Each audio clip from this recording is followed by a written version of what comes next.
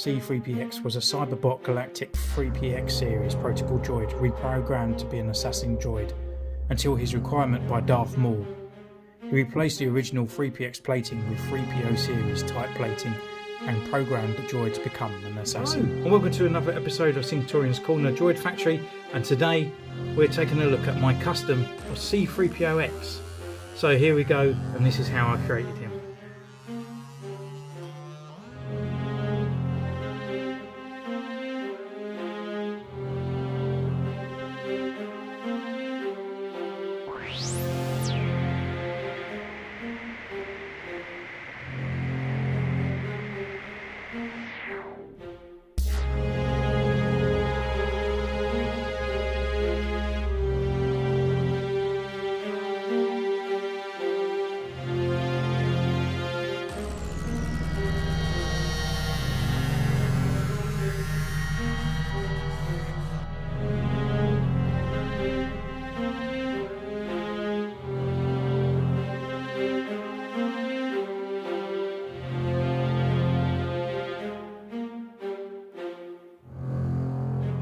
So, if you haven't guessed, I used the C-3PO with Baba Freak from Rise of Skywalker to create this guy. As I did say in the review as well, I just feel like there's too many C-3POs on the shelf, so I decided to just kind of sort of give him a bit of an update really.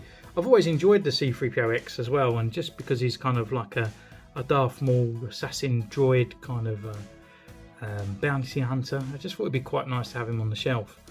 So yeah, this guy does have the red eyes, but you have to put him in the freezer for that.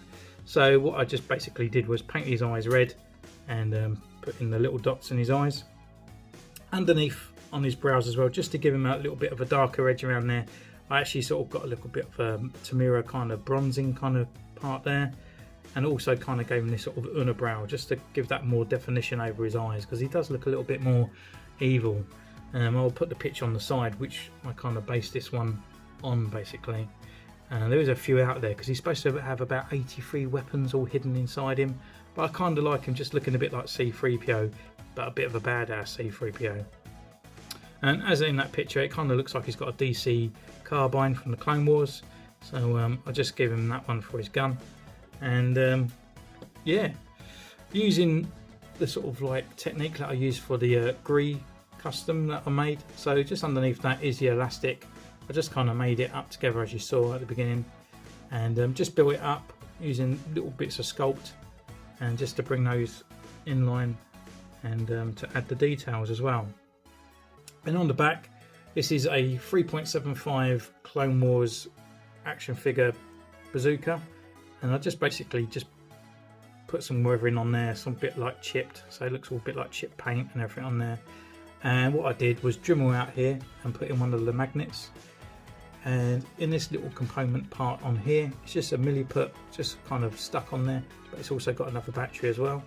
It's got a magnet, and then it just clicks on, and it just clicks onto his bandolier.